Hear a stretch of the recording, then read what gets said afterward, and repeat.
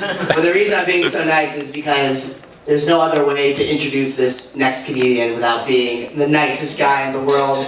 Because this is the nicest guy in the world. He was, without further ado, you guys, my very good friend, Ross Huston!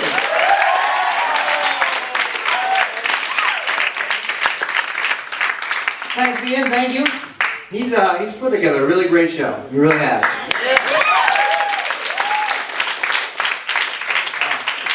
That was tough. I had to come out nice, but I did it.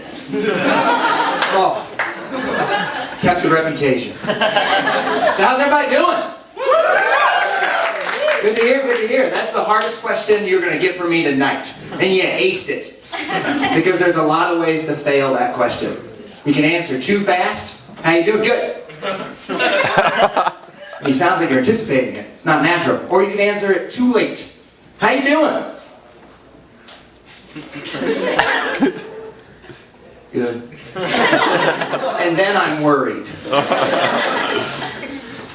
But you know, birth is funny. Well, not literal birth, but you know, it's actually kind of graphic. But the birth I'm talking about is just that you don't know. It's just full of possibility. You could be born as anything. You could be born as a horse.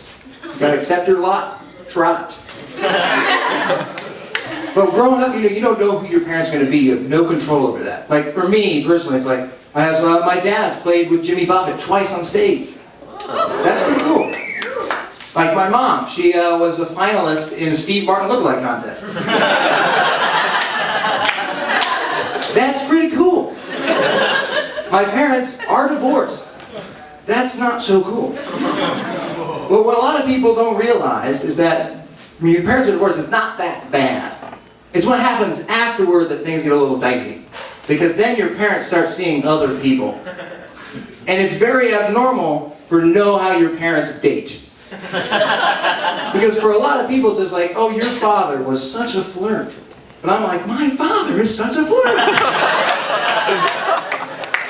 And my dad has a really interesting way of flirting in that he just invites women to move into his house.